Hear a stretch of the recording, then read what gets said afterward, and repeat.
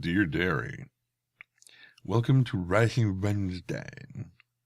Mileage. It's just going to stick that way in my head. It's always going to be that now. I should never have made that connection now. That's the only way I can hear it.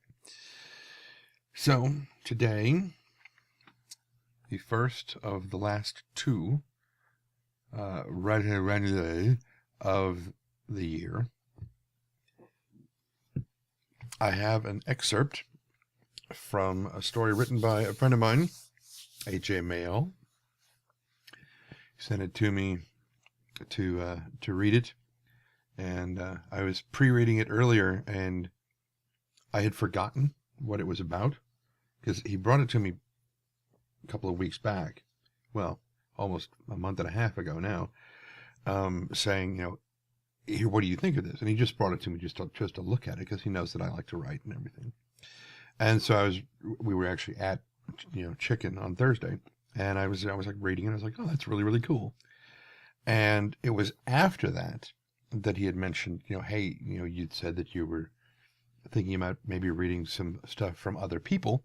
Do you want to read this thing? I said, yeah, sure.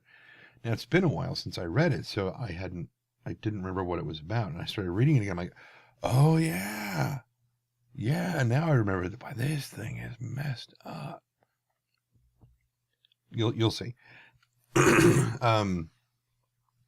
He's got lots of just.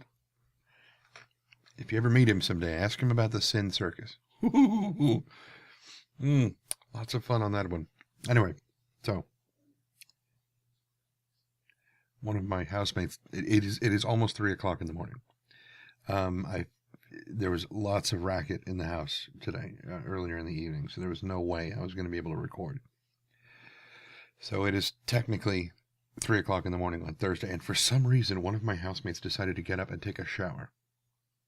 I don't know what the hell is going on. Anyway, I was going to record some audio for the new intro to StarCast, but for that, I need things to be a little bit more quiet. For this, it doesn't have to be as professional in quality, which makes it sound like I'm demeaning this, which is not the case. So this is much more casual. So I decided I'll record this. It doesn't matter if you can hear him soaping up his. Never mind. I was gonna get into an array of adjectives that you probably don't want to hear. There was actually an episode of, well, it was a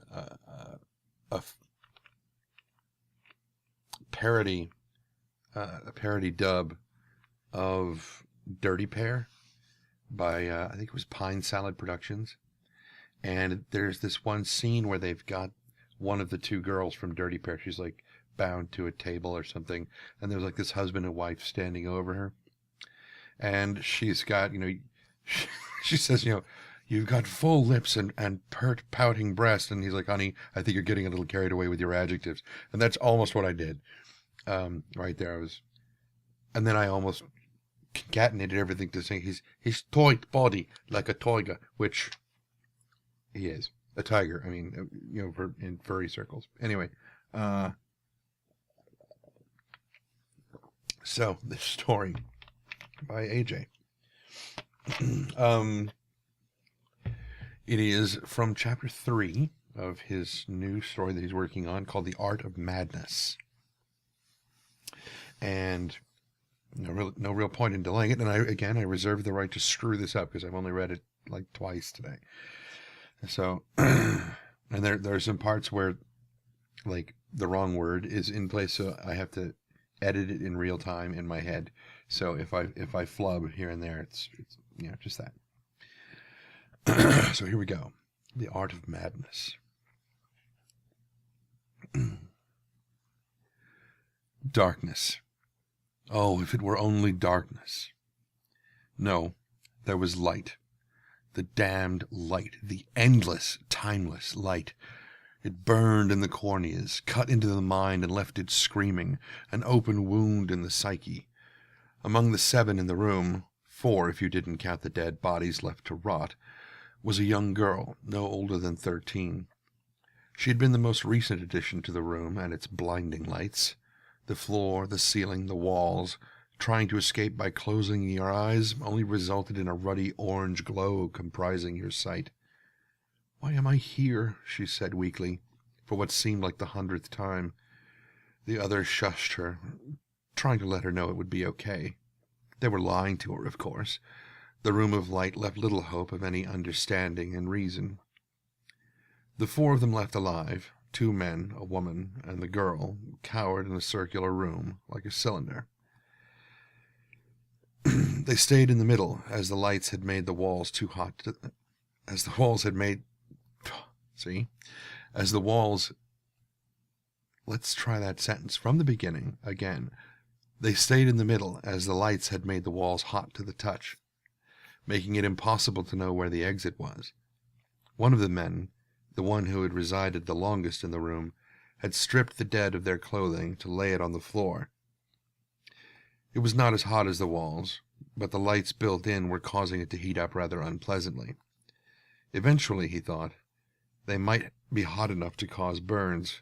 For modesty and respect, he left the undergarments on the 2 men and the elderly woman who had somehow met their end in the room. He didn't know how or why.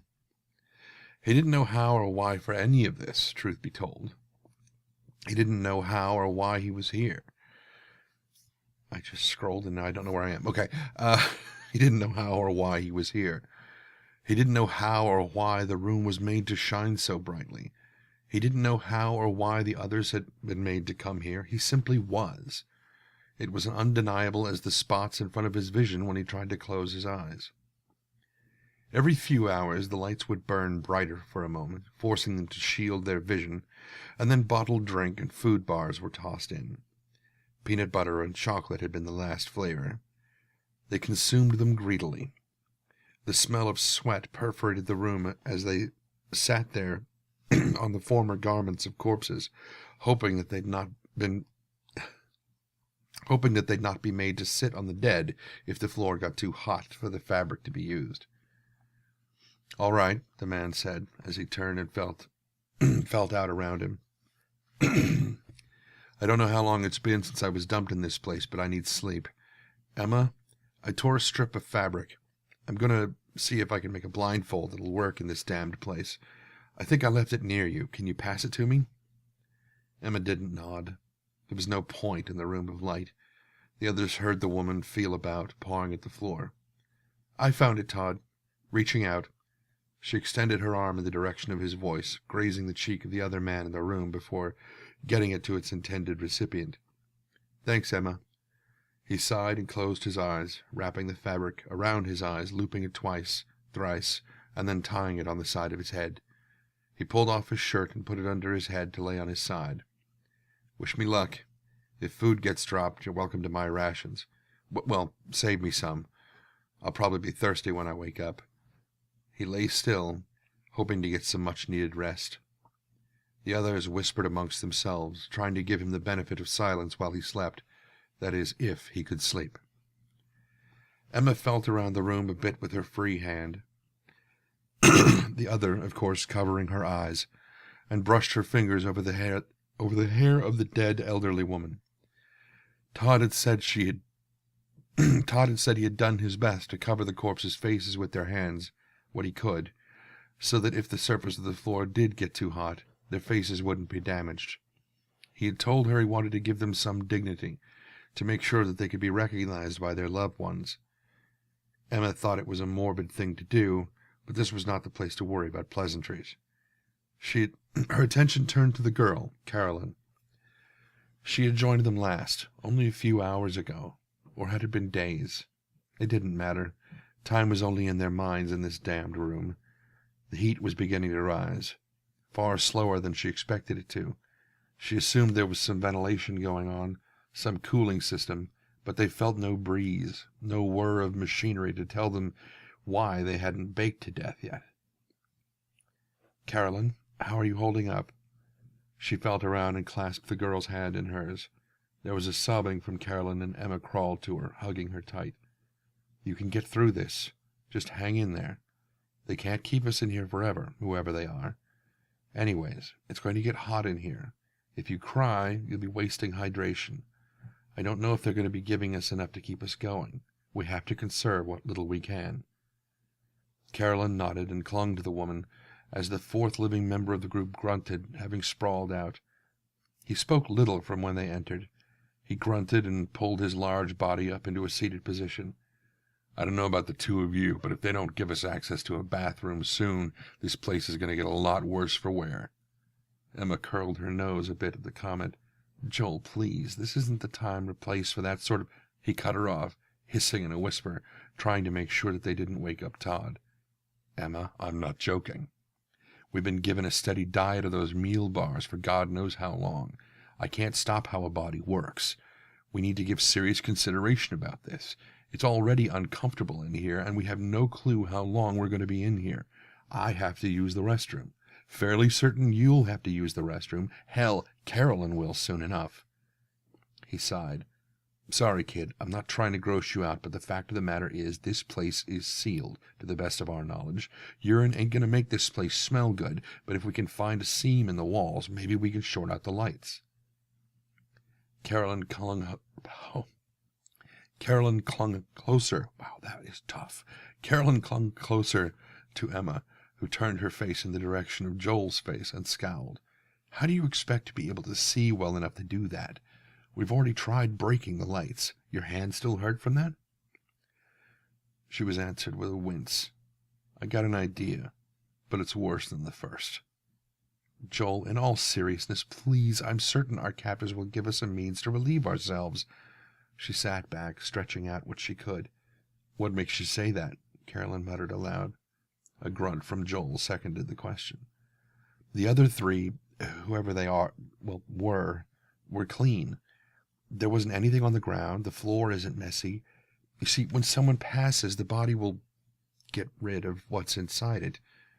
Carolyn cringed. "So, like, they held them in here until they died, then pulled them out, cleaned them, dressed them, and stuck them back in here to put in more people? That's sick." Emma stopped and stood. "I have an idea. Carolyn, grab a shirt and cover your arms. I'm going to lift you onto my shoulders. Tell me if you can get to the ceiling." The girl shook and rose, peeling the shirt off her back, glad her captors had left her with the sports bra. At least it was too bright in here to be seen by the men, not that they would. She clung to Emma, who dropped and began to lift. Carolyn did her best to steady herself, raising her covered hands above her head, reaching. Contact. She heard Emma grunting underneath her. "Emma, I feel the ceiling. What do you want me to do?" Emma grunted. Punch it as hard as you can. Maybe the glass there isn't as thick as what they used to reinforce the bottom with." Carolyn pulled her hands to her chest and thrust them up. A loud thud and whimper from the girl echoed in the room. The second attempt made Joel, Emma, and Carolyn's heart thump. A small crack was heard. Emma lowered the girl, exhausted. "I think I can break it. Lift me up." Emma crouched and cradled Carolyn's face in her palms. "Not yet. If broken glass or sharp plastic comes down, we need to be prepared for that. We'll do it soon, after Todd gets his nap." There was a tear of fabric, then again. Carolyn and Joel found themselves given blindfolds like Todd had been given. Todd stirred. "Not fallen asleep yet, by the way. Good on you, kid, for doing that. Come here, everyone. Let's try to get some shut-eye. We can plan our escape when we wake up." They lay in the 14-foot diameter room, laying atop discarded clothes, blindfolded. It took some time due to the heat of the room, but one by one they fell asleep, and bit by bit the room dimmed to pitch blackness as they fell asleep. So there you go. That is the beginning, or an excerpt from the beginning of Chapter 3 from The Art of Madness by AJ Mayall. Good stuff. And we're at just about 15 minutes. So I will let you guys go, and I will talk at you guys tomorrow, which will be Thursday. Thursday, whatever. Anyway, so until next time, be careless.